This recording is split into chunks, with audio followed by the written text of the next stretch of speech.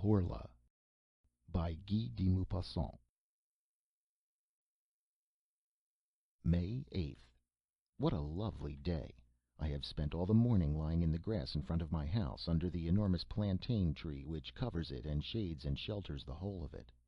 I like this part of the country, and I am fond of living here because I am attached to it by deep roots, profound and delicate roots which attach a man to the soil on which his ancestors were born and died, which attach him to what people think and what they eat, to the usages as well as to the food, local expression, the peculiar language of the peasants, to the smell of the soil, of the villages, and of the atmosphere itself. I love my house in which I grew up. From my windows I can see the Seine which flows by the side of my garden. On the other side of the road, almost through my grounds, the great and wide Seine which goes to Rouen and Havre, and which is covered with boats passing to and fro. On the left, down yonder, lies Rouen, that large town with its blue roofs under its pointed Gothic towers. They are innumerable, delicate or broad, dominated by the spire of the cathedral, and full of bells, which sound through the blue air on fine mornings, sending their sweet and distant iron clang to me, their metallic sound which the breeze wafts in my direction, now stronger and now weaker, according as the wind is strong or lighter. What a delicious morning it was! About 11 o'clock a long line of boats, drawn by a steam tug as big as a fly, and which scarcely puffed while emitting its thick smoke, passed my gate. After two English schooners whose red flag fluttered towards the sky, there came a magnificent Brazilian three-master. It was perfectly white and wonderfully clean and shining. I saluted it, I hardly know why, except that the sight of the vessel gave me great pleasure. May 12th. I have had a slight feverish attack for the last few days, and I feel ill, or rather I feel low-spirited. Whence do these mysterious influences come, which change our happiness into discouragement and our self-confidence into diffidence? One might almost say that the air, the invisible air, is full of unknowable forces, whose mysterious presence we have to endure. I wake up in the best spirits, with an inclination to sing in my throat. Why? I go down by the side of the water, and suddenly, after walking a short distance, I return home wretched, as if some misfortune were awaiting me there. Why? Is it a cold shiver which, passing over my skin, has upset my nerves and given me low spirits? Is it the form of the clouds, or the color of the sky, or the color of the surrounding objects, which is so changeable, which have troubled my thoughts as they passed before my eyes? Who can tell? Everything that surrounds us, everything that we see without looking at, everything that we touch without knowing it, everything that we handle without feeling it, all that we meet without clearly distinguishing it, has a rapid, surprising, and inexplicable effect upon us and our organs, and through them on our ideas and on our heart itself. How profound that mystery of the invisible is!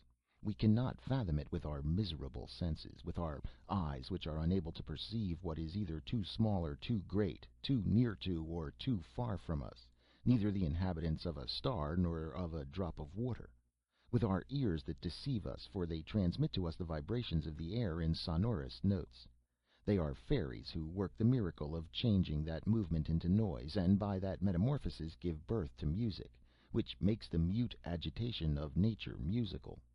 With our sense of smell, which is smaller than that of a dog, with our sense of taste, which can scarcely distinguish the age of a wine. Oh, if we only had other organs which would work other miracles in our favor, what a number of fresh things we might discover around us! May 16th. I am ill, decidedly. I was so well last month. I am feverish, horribly feverish, or rather I am in a state of feverish enervation which makes my mind suffer as much as my body. I have without ceasing that horrible sensation of some danger threatening me, that apprehension of some coming misfortune or of approaching death, that presentiment which is no doubt an attack of some illness which is still unknown, which germinates in the flesh and in the blood. May 18th. I have just come from consulting my medical man, for I could no longer get any sleep. He found that my pulse was high, my eyes dilated, my nerves highly strung, but no alarming symptoms. I must have a course of shower baths and of bromide of potassium. May 25th. No change. My state is really very peculiar. As the evening comes on, an incomprehensible feeling of disquietude seizes me, just as if night concealed some terrible menace toward me. I dine quickly, and then try to read, but I do not understand the words, and can scarcely distinguish the letters. Then I walk up and down my drawing room, oppressed by a feeling of confused and irresistible fear, the fear of sleep, and fear of my bed. About 10 o'clock I go up to my room. As soon as I have got in, I double lock and bolt it. I am frightened. Of what? Up till the present time I have been frightened of nothing. I open my cupboards and look under my bed. I listen. I listen. To what? How strange it is that a simple feeling of discomfort impede or heighten circulation, perhaps the irritation of a nervous thread, a slight congestion, a small disturbance in the imperfect and delicate functions of our living machinery, can turn the most light-hearted of men into a melancholy one, and make a coward of the bravest. Then I go to bed, and I wait for sleep as a man might wait for the executioner. I wait for its coming with dread, and my heart beats and my legs tremble, while my whole body shivers beneath the warmth of the bedclothes, until the moment when I suddenly fall asleep, as one would throw oneself into a pool of stagnant water in order to drown oneself. I do not feel it coming over me as I used to do formerly. This perfidious sleep, which is close to me and watching me, which is going to seize me by the head, to close my eyes and annihilate me. I sleep a long time, 2 or 3 hours perhaps. Then a dream. No, a nightmare lays hold of me. I feel that I am in bed and asleep. I feel it, and I know it. And I feel also that somebody is coming close to me, is looking at me, touching me, is getting onto my bed, is kneeling on my chest, is taking my neck between his hands and squeezing it with all his might in order to strangle me. I struggle, bound by that terrible powerlessness which paralyzes us in our dreams. I try to cry out, but I cannot. I want to move. I cannot. I try, with the most violent effort and out of breath, to turn over and throw off this being which is crushing and suffocating me. I cannot. And then, suddenly, I wake up, shaken and bathed in perspiration. I light a candle and find that I am alone, and after that crisis which occurs every night, I at length fall asleep and slumber tranquilly till morning. June 2nd. My state has grown worse. What is the matter with me?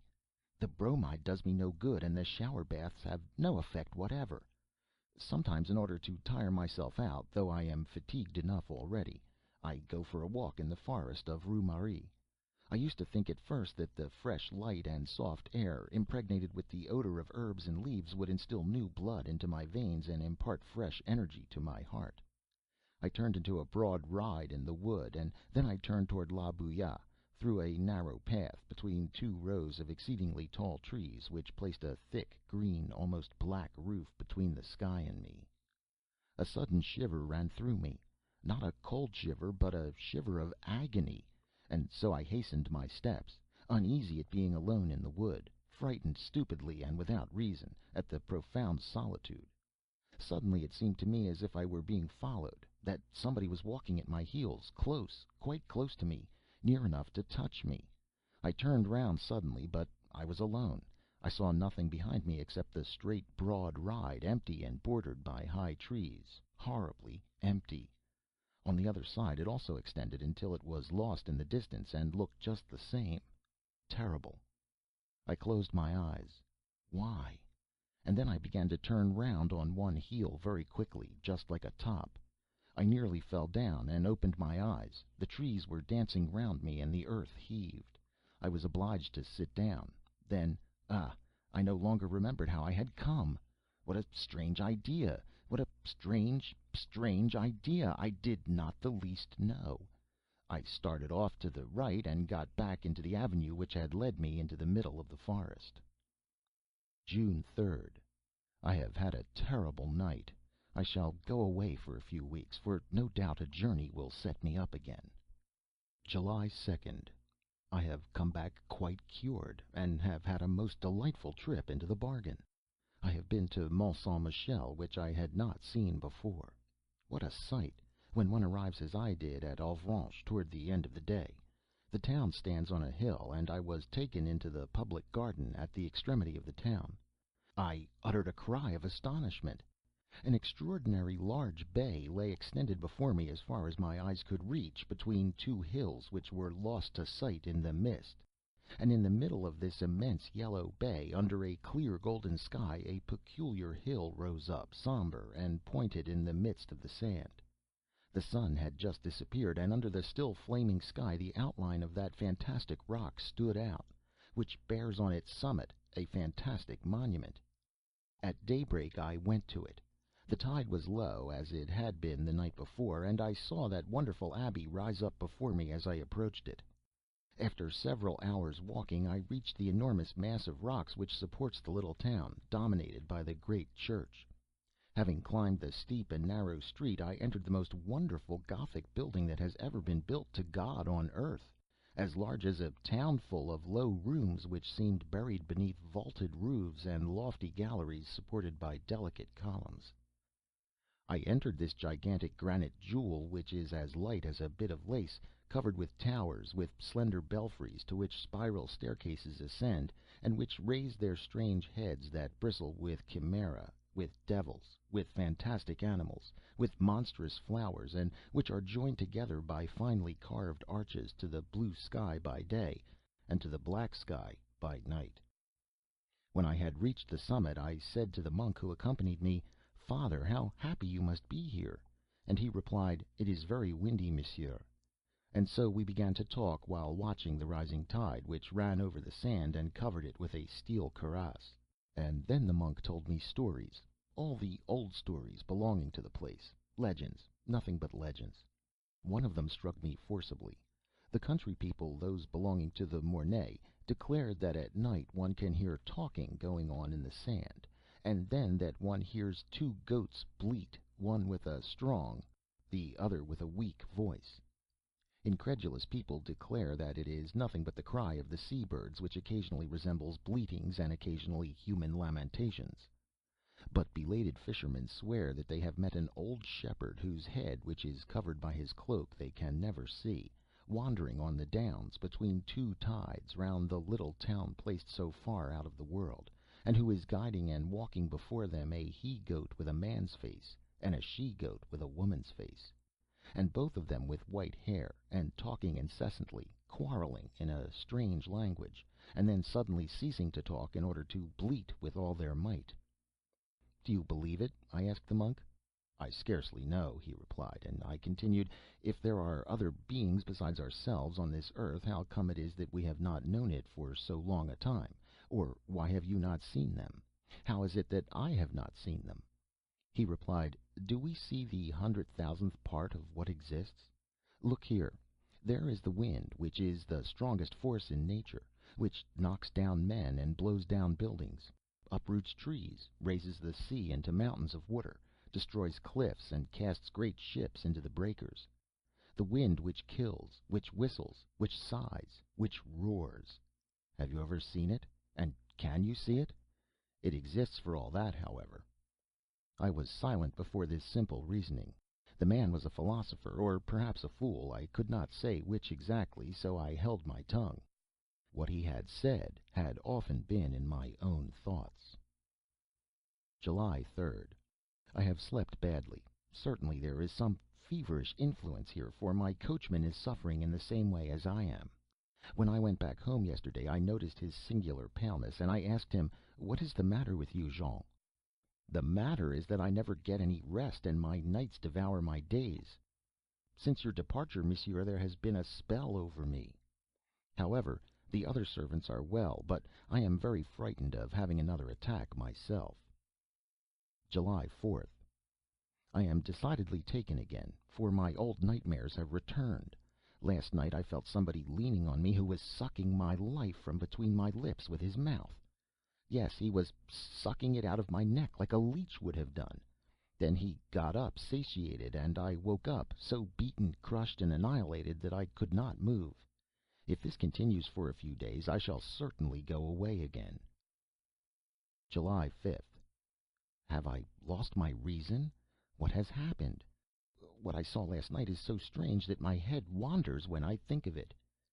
As I do now every evening, I had locked my door, and then, being thirsty, I drank half a glass of water, and I accidentally noticed that the water bottle was full up to the cut glass stopper. Then I went to bed and fell into one of my terrible sleeps, from which I was aroused in about 2 hours by a still more terrible shock. Picture to yourself a sleeping man who is being murdered, and who wakes up with a knife in his chest, and who is rattling in his throat, covered with blood, and who can no longer breathe, and is going to die, and does not understand anything at all about it. There it is. Having recovered my senses, I was thirsty again, so I lit a candle and went to the table on which my water bottle was. I lifted it up and tilted it over my glass, but nothing came out. It was empty. It was completely empty. At first I could not understand it at all, and then suddenly I was seized by such a terrible feeling that I had to sit down, or rather I fell into a chair.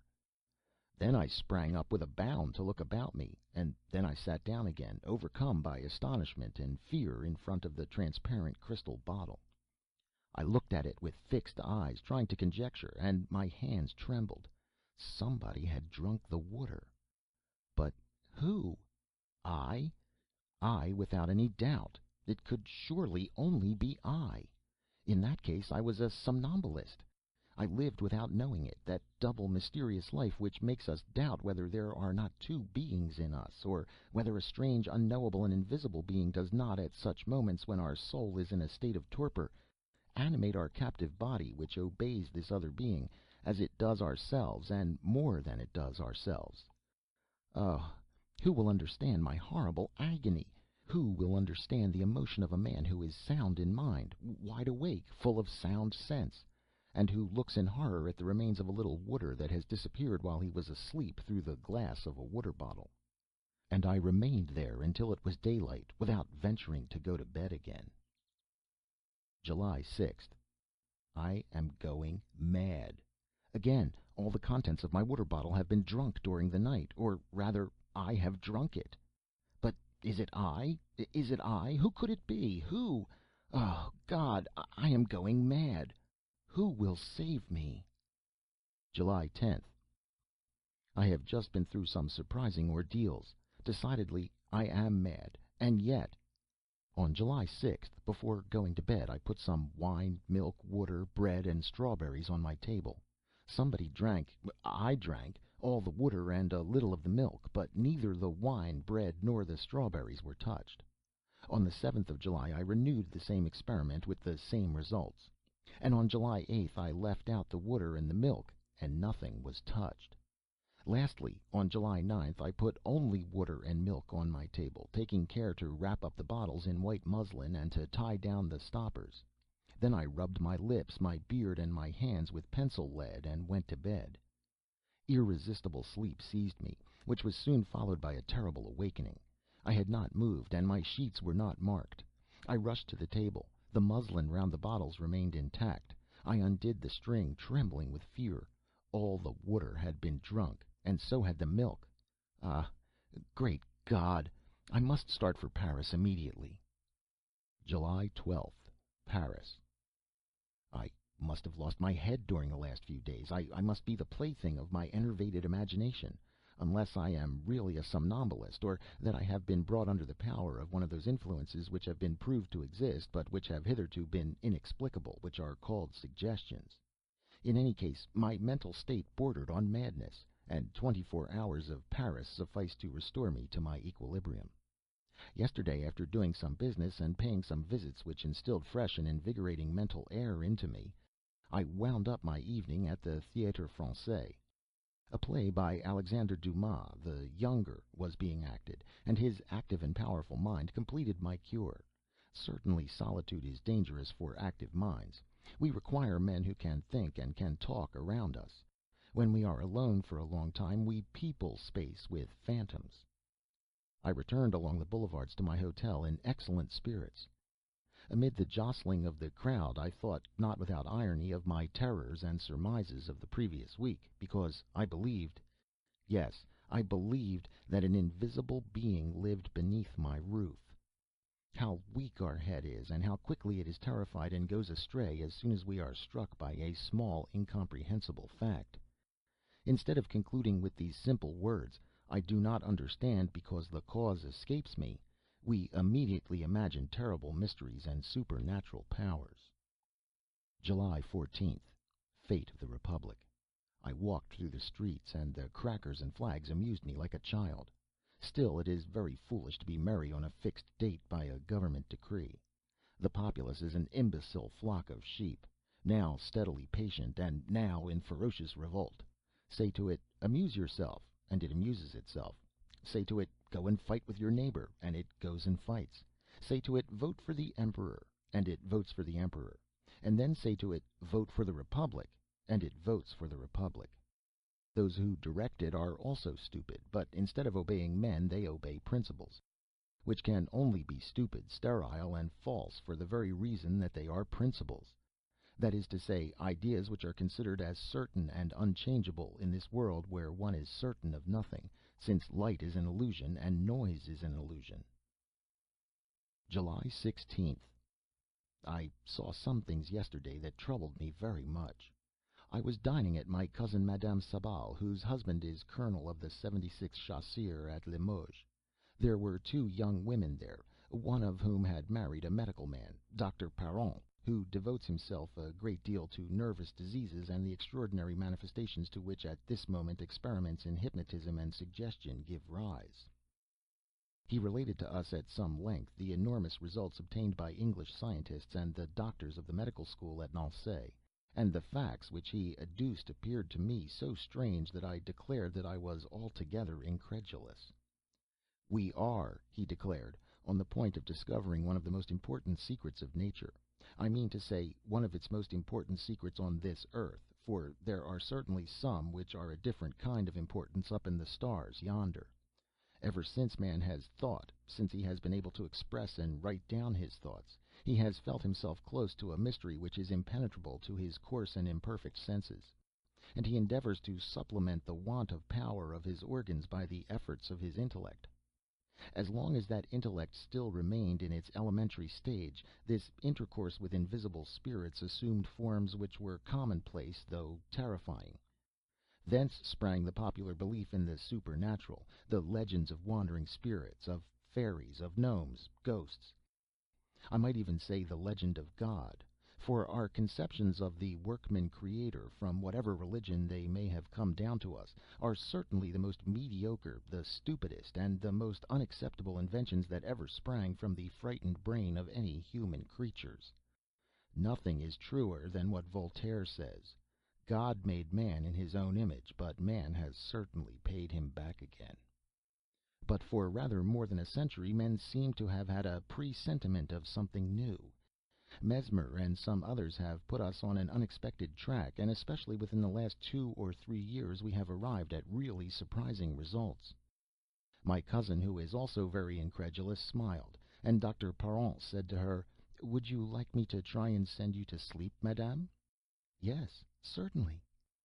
She sat down in an easy chair, and he began to look at her fixedly, so as to fascinate her. I suddenly felt myself somewhat uncomfortable, with a beating heart and a choking feeling in my throat. I saw that Madame Sabal's eyes were growing heavy, her mouth twitched, and her bosom heaved, and at the end of 10 minutes she was asleep. "Stand behind her," the doctor said to me, and so I took a seat behind her. He put a visiting card into her hands and said to her, "This is a looking glass. What do you see in it?" And she replied, "I see my cousin. What is he doing? He is twisting his mustache. And now he's taking a photograph out of his pocket. Whose photograph is it? His own?" That was true, and that photograph had been given me that same evening at the hotel. "What is his attitude in the portrait?" "He is standing up with his hat in his hand." So she saw on that card, on that piece of white pasteboard, as if she had been looking at it in a looking glass. The young women were frightened, and exclaimed, "That is quite enough, quite enough." But the doctor said to her authoritatively, "You will get up at 8 o'clock tomorrow morning, and then you will go and call on your cousin at his hotel, and ask him to lend you 5,000 francs, which your husband demands of you, and which he will ask for when he sets out on his coming journey." Then he woke her up.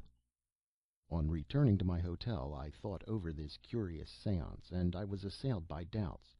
Not as to my cousin's absolute and undoubted good faith, for I had known her as well as if she had been my own sister ever since she was a child, but as to a possible trick on the doctor's part. Had not he perhaps kept a glass hidden in his hand, which he showed to the young woman in her sleep at the same time as he did the card? Professional conjurers do things which are just as singular. So I went home and to bed, and this morning at about 8:30 I was awakened by my footman, who said to me, "Madame Sabal has asked to see you immediately, monsieur." So I dressed hastily and went to her. She sat down in some agitation, with her eyes on the floor, and without raising her veil she said to me, "My dear cousin, I am going to ask a great favor of you." "What is it, cousin?" "I do not like to tell you, and yet I must. I am in absolute want of 5,000 francs." "What, you?" "Yes, I, or rather my husband, who has asked me to procure them for him." I was so stupefied that I stammered out my answers. I asked myself whether she had not really been making fun of me with Dr. Parent, if it were not merely a very well acted farce which had been got up beforehand. On looking at her attentively, however, my doubts disappeared. She was trembling with grief, so painful was this step to her, and I was sure that her throat was full of sobs. I knew that she was very rich, and so I continued, "What! Has not your husband 5,000 francs at his disposal? Come, think. Are you sure that he commissioned you to ask me for them?" She hesitated for a few seconds, as if she were making a great effort to search her memory, and then she replied, "Yes, yes, I am quite sure of it." "He has written to you?" She hesitated again and reflected, and I guessed the torture of her thoughts. She did not know. She only knew that she was to borrow 5,000 francs of me for her husband. So she told a lie. "Yes, he has written me." "When, pray? You did not mention it to me yesterday." "I received his letter this morning." "Can you show it to me?" "No, no. It contained private matters, things too personal to ourselves. I burnt it." "So your husband runs into debt?" She hesitated again, and then murmured, "I do not know." Thereupon I said bluntly, "I have not 5,000 francs at my disposal at this moment, dear cousin." She uttered a kind of cry, as if she were in pain, and said, "Oh, oh, I beseech you to get them for me." She got excited and clasped her hands as if she were praying to me. I heard her voice change its tone. She wept and stammered, harassed and dominated by the irresistible order that she had received. "Oh, oh, I beg you to. If you knew what I am suffering, I want them today." I had pity on her. "You shall have them by and by, I swear to you." "Oh, thank you, thank you. How kind you are." I continued, "Do you remember what took place at your house last night?" "Yes." "Do you remember that Dr. Parent sent you to sleep?" "Yes." "Oh, very well, then. He ordered you to come to me this morning to borrow 5,000 francs, and at this moment you are obeying that suggestion." She considered for a few moments, and then replied, "But as it is my husband who wants them—" For a whole hour I tried to convince her, but could not succeed, and when she had gone I went to the doctor. He was just going out, and he listened to me with a smile, and said, "Do you believe now?" "Yes, I cannot help it." "Let us go to your cousin's." She was already dozing on a couch, overcome with fatigue. The doctor felt her pulse, looked at her for some time with one hand raised toward her eyes, which she closed by degrees under the irresistible power of this influence, and when she was asleep, he said, "Your husband does not require the 5,000 francs any longer. You must, therefore, forget that you asked your cousin to lend them to you, and if he speaks to you about it, you will not understand him." Then he woke her up, and I took out a pocket book and said, "Here is what you asked me for this morning, my dear cousin."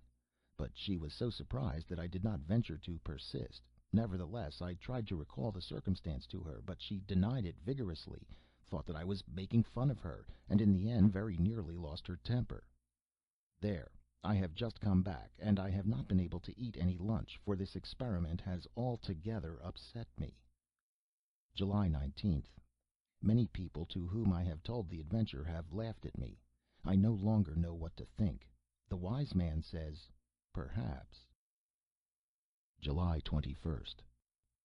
I dined at Bougival, and then I spent the evening at a boatman's ball. Decidedly everything depends on place and surroundings. It would be the height of folly to believe in the supernatural on the Ile de la Grenouillère. But on top of Mont Saint Michel? And in India? We are terribly under the influence of our surroundings. I shall return home next week. July 30th. I came back to my house yesterday. Everything is going on well. August 2nd. Nothing fresh. It is splendid weather, and I spend my days in watching the Seine flow past. August 4th.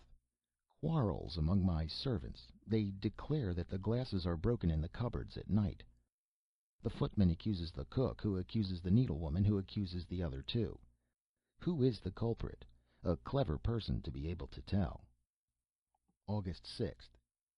This time I am not mad. I have seen, I have seen, I have seen. I can doubt no longer.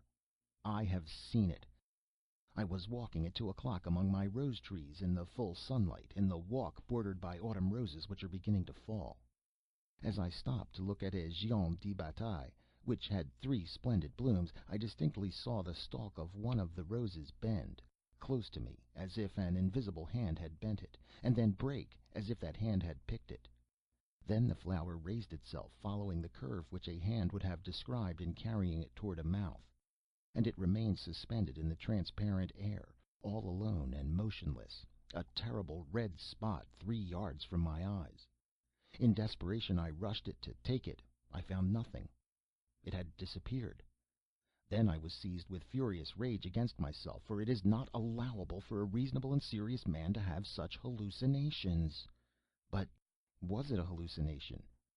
I turned round to look for the stalk, and I found it immediately under the bush, freshly broken, between 2 other roses which remained on the branch.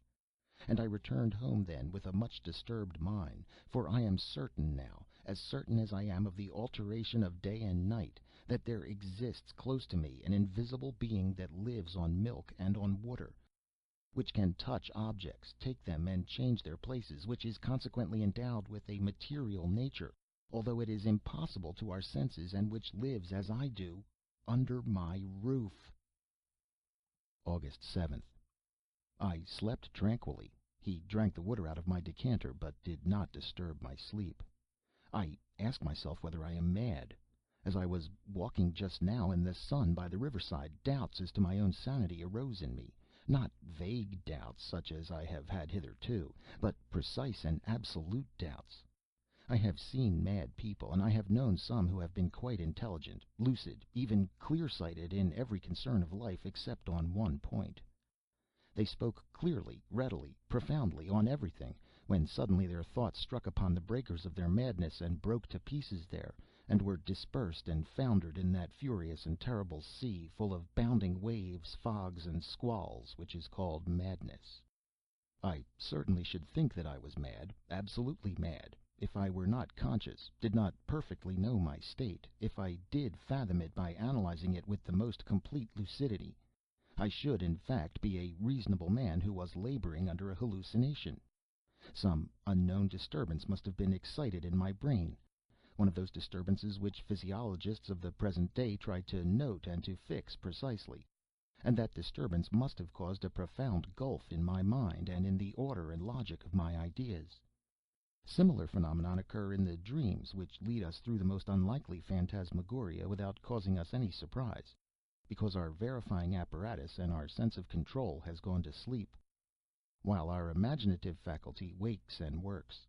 Is it not possible that one of the imperceptible keys of the cerebral fingerboard has been paralyzed in me? Some men lose the recollection of proper names, or of verbs, or of numbers, or merely of dates, in consequence of an accident. The localization of all the particles of thought has been proved nowadays. What then would there be surprising in the fact that my faculty of controlling the unreality of certain hallucinations should be destroyed for the time being? I thought of all this as I walked by the side of the water.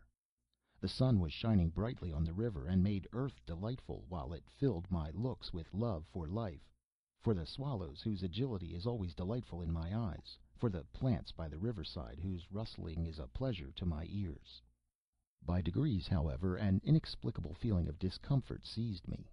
It seemed to me as if some unknown force were numbing and stopping me, were preventing me from going farther, and were calling me back. I felt that painful wish to return which oppresses you when you have left a beloved invalid at home, and when you are seized by a presentiment that he is worse. I therefore returned in spite of myself, feeling certain that I should find some bad news awaiting me, a letter or a telegram. There was nothing, however, and I was more surprised and uneasy than if I had had another fantastic vision. August 8th. I spent a terrible evening yesterday. He does not show himself any more, but I feel that he is near me, watching me, looking at me, penetrating me, dominating me, and more redoubtable when he hides himself thus than if he were to manifest his constant and invisible presence by supernatural phenomenon. However, I slept. August 9th. Nothing, but I am afraid. August 10th. Nothing. What will happen tomorrow? August 11th. Still nothing. I cannot stop at home with this fear hanging over me and these thoughts in my mind. I shall go away. August 12th, 10 o'clock at night. All day long I've been trying to get away, and have not been able. I wish to accomplish this simple and easy act of liberty, go out, get in my carriage, in order to go to Rouen, and I have not been able to do it. What is the reason? August 13th. When one is attacked by certain maladies, all the springs of our physical being appear to be broken, all our energies destroyed, all our muscles relaxed, our bones to have become as soft as our flesh, and our blood as liquid as water. I am experiencing that in my moral being in a strange and distressing manner. I have no longer any strength, any courage, any self-control, nor even any power to set my own will in motion. I have no power left to will anything, but someone does it for me, and I obey. August 14th. I am lost. Somebody possesses my soul and governs it. Somebody orders all my acts, all my movements, all my thoughts. I am no longer anything in myself, nothing except an enslaved and terrified spectator of all the things which I do. I wish to go out. I cannot. He does not wish to, and so I remain trembling and distracted in the armchair in which he keeps me sitting. I merely wish to get up and to rouse myself, so as to think that I am still master of myself. I cannot. I am riveted to my chair, and my chair adheres to the ground in such a manner that no force could move us. Then suddenly I must go to the bottom of my garden and pick some strawberries and eat them. And I go there. I pick the strawberries and I eat them. Oh, my God, my God! Is there a God? If there be one, deliver me, save me, succor me, pardon, pity, mercy, save me! Oh, what sufferings! What torture! What horror! August 15th. Certainly, this is the way in which my poor cousin was possessed and swayed when she came to borrow 5,000 francs of me. She was under the power of a strange will which had entered into her, like another soul, like another parasitic and ruling soul. Is the world coming to an end? But who is he, this invisible being that rules me, this unknowable being, this rover of a supernatural race? Invisible beings exist, then. How is it, then, that since the beginning of the world they have never manifested themselves in such a manner precisely as they do to me? I have never read anything which resembles what goes on in my house. Oh, if I could only leave it, if I could only go away and flee so as to never return, I should be saved. But I cannot. August 16th. I managed to escape today for 2 hours, like a prisoner who finds the door of his dungeon accidentally open. I suddenly felt that I was free and that I was far away, and so I gave orders to put the horses in as quickly as possible. And I drove to Rouen. Oh, how delightful to be able to say to a man who obeyed you, "Go to Rouen." I made him pull up before the library, and I begged them to lend me Dr. Hermann Herstrasse's treatise on the unknown inhabitants of the ancient and modern world. Then, as I was getting into my carriage, I intended to say, "To the railway station." But instead of this, I shouted. I did not say, but I shouted, in such a loud voice that all the passers-by turned round, "Home!" And I fell back into the cushion of my carriage, overcome by mental agony. He had found me out and regained possession of me. August 17th. Oh, what a night! What a night! And yet it seems to me that I ought to rejoice. I read until 1 o'clock in the morning. Herr Stassis, doctor of philosophy and theogony, wrote the history and the manifestation of all those invisible beings which hover around man, or of whom he dreams. He describes their origin, their domains, their power. But none of them resembles the one which haunts me. One might say that man, ever since he has thought, has had a foreboding of and feared a new being stronger than himself, his successor in this world, and that feeling him near and not being able to foretell the nature of that master, he has in his terror created the whole race of hidden beings, of vague phantoms born of fear. Having therefore read until 1 o'clock in the morning, I went and sat down at the open window in order to cool my forehead and my thoughts in the calm night air. It was very pleasant and warm. How I should have enjoyed such a night formerly. There was no moon, but the stars darted out their rays in the dark heavens. Who inhabits those worlds? What forms, what living beings, what animals are there, young? What do those who are thinkers in those distant worlds know more than we do? What can they do more than we can? What do they see which we do not know? Will not one of them someday or other, traversing space, appear on our earth to conquer it? Just as the Norsemen formerly crossed the sea in order to subjugate nations more evil than themselves. We are so weak, so unarmed, so ignorant, so small, we who live on this particle of mud which turns round on the top of the earth. I fell asleep, dreaming thus in the cool night air. And then, having slept for about 3/4 of an hour, I opened my eyes without moving, awakened by I know not what confused and strange sensation. At first I saw nothing, and then suddenly it appeared to me as if a page of a book which had remained open on my table turned over of its own accord. Not a breath of air had come in at my window, and I was surprised and waited. In about 4 minutes I saw yes, I saw it with my own eyes, another page lift itself up and fall down on the others as if a finger had turned it over. My armchair was empty, appeared empty, but I knew that he was there. He was sitting in my place, and that he was reading. With a furious bound, the bound of an enraged wild beast that wishes to disembowel its tamer, I crossed my room to seize him, to strangle him, to kill him. But before I could reach it, my chair fell over as if somebody had run away from me. My table rocked, my lamp fell and went out, and my window closed as if some thief had been surprised and had fled out into the night, shutting it behind him. So he had run away. He had been afraid. He afraid of me.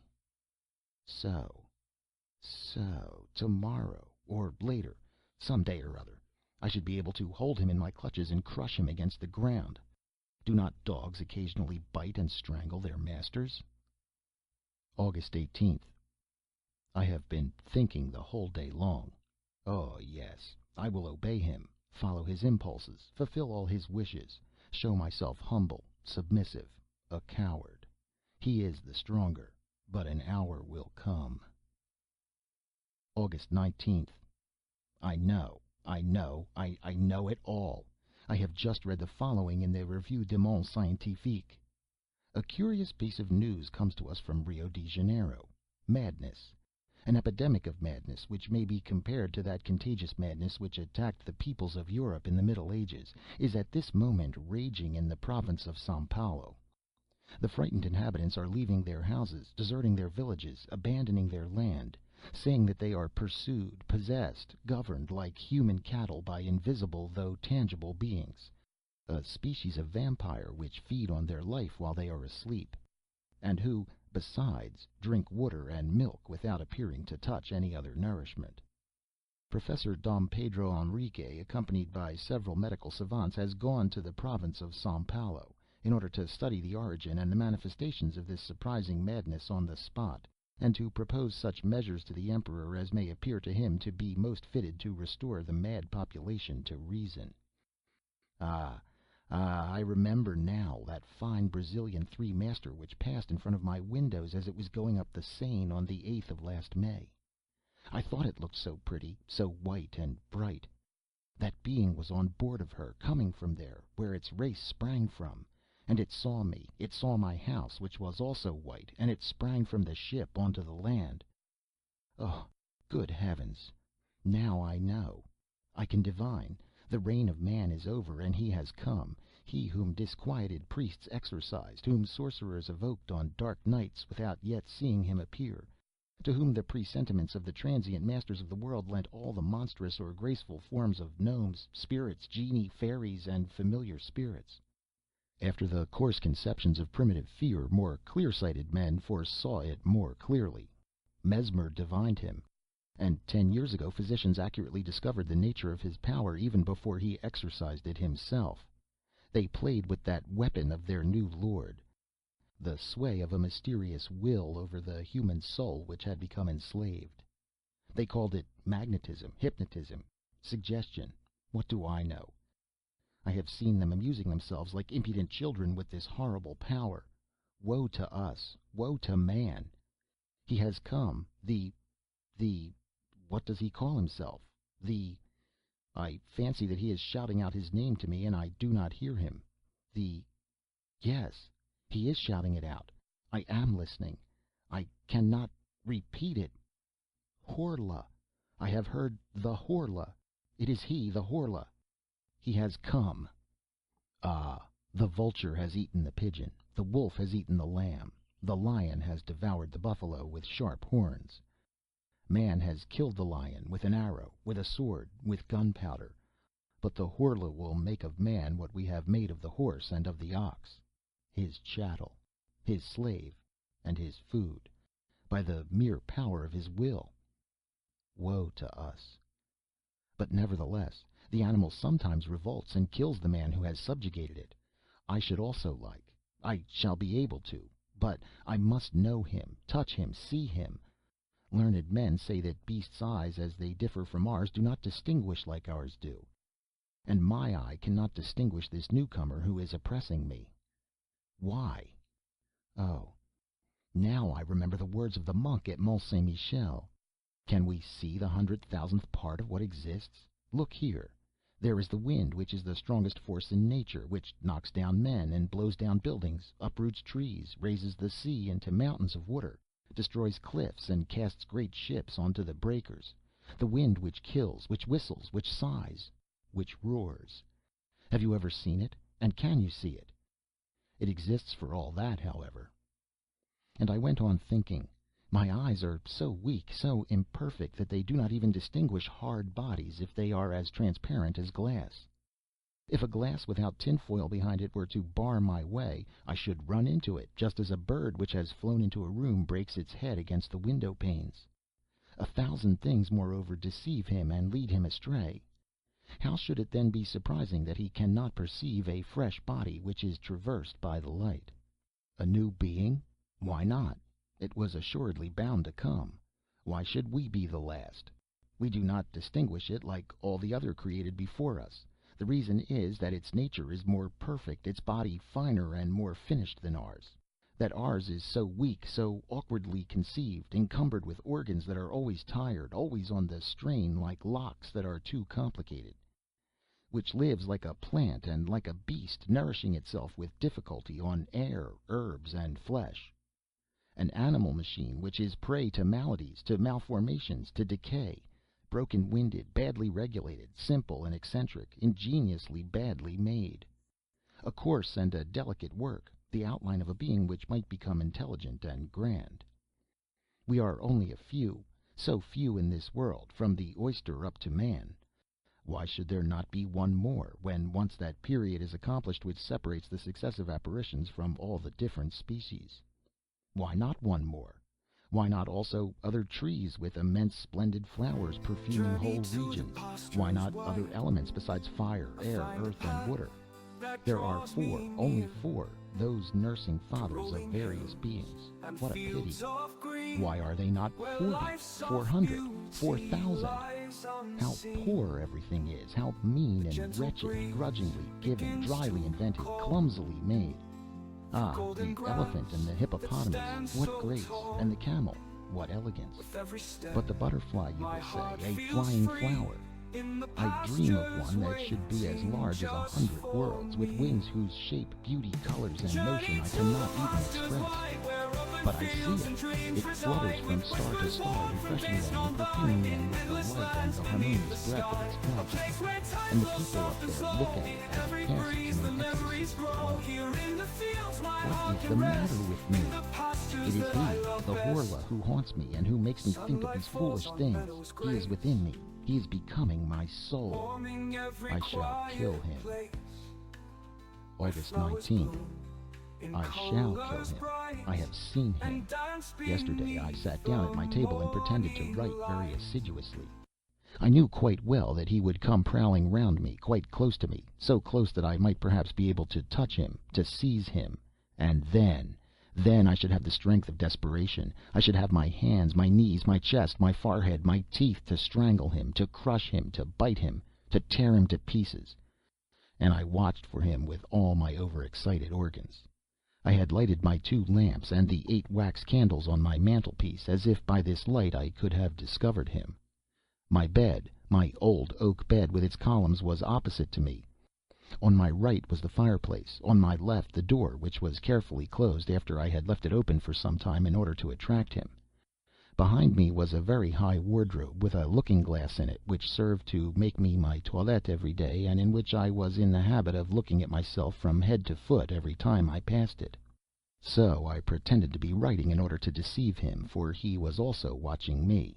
And suddenly I was certain that he was reading over my shoulder, that he was there, almost touching my ear.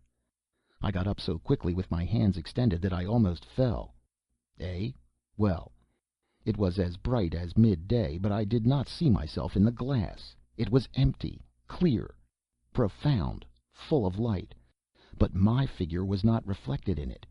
And I was opposite to it. I saw the large clear glass from top to bottom, and I looked at it with unsteady eyes, and I did not dare to advance. I did not venture to make a movement, nevertheless feeling perfectly that he was there, but that he would escape me again. He whose imperceptible body had absorbed my reflection. How frightened I was! And then suddenly I began to see myself through a mist in the depths of the looking-glass.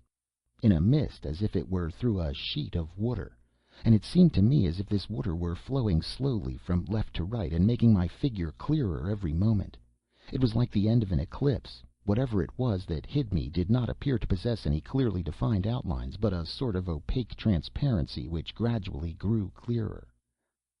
At last I was able to distinguish myself completely, as I do every day when I look at myself. I had seen it, and the horror of it remained with me and makes me shudder even now. August 20th. How could I kill it, as I could not get hold of it? Poison? But it would see me mix it with the water, and then would our poison have any effect on its impalpable body? No doubt about the matter. Then August 21st. I sent for a blacksmith from Rouen, and ordered iron shutters of him for my room, such as some private hotels in Paris have on the ground floor for fear of thieves, and he is going to make me a similar door as well. I have made myself out as a coward, but I do not care about that. September 10th. Rouen Hotel Continental. It is done. It is done. But is he dead? My mind is thoroughly upset by what I have seen. Well then, yesterday, the locksmith having put on the iron shutters and door, I left everything open until midnight, although it was getting cold.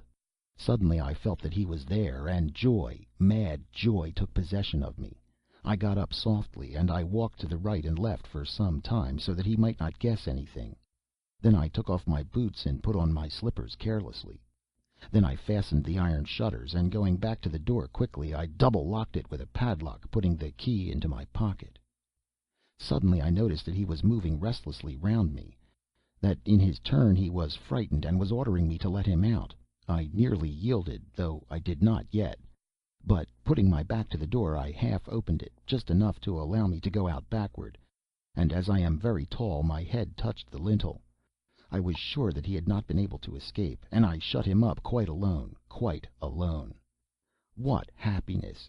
I had him fast. Then I ran downstairs in the drawing-room, which was under my bedroom. I took the 2 lamps, and I poured all the oil onto the carpet, the furniture, everywhere. Then I set fire to it and made my escape, after having carefully double-locked the door. I went and hid myself at the bottom of the garden in a clump of laurel bushes. How long it was! How long it was! Everything was dark, silent, motionless. Not a breath of air, and not a star, but heavy banks of clouds which one could not see, but which weighed, oh, so heavily on my soul. I looked at my house and waited. How long it was! I already began to think that the fire had gone out of its own accord, or that he had extinguished it when one of the lower windows gave way under the violence of the flames, and a long, soft, caressing sheet of red flame mounted up the white wall and kissed it as high as the roof. The light fell onto the trees, the branches and the leaves, and a shiver of fear pervaded them also. The birds awoke. A dog began to howl, and it seemed to me as if the day were breaking.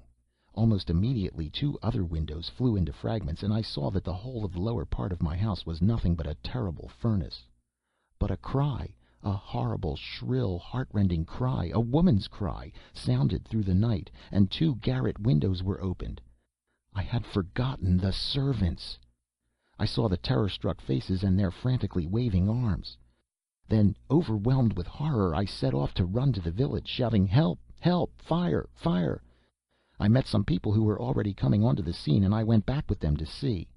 By this time the house was nothing but a horrible and magnificent funeral pile. A monstrous funeral pile which lit up the whole country, a funeral pile where men were burning, and where he was burning also. He, my prisoner, that new being, the new master, the Horla.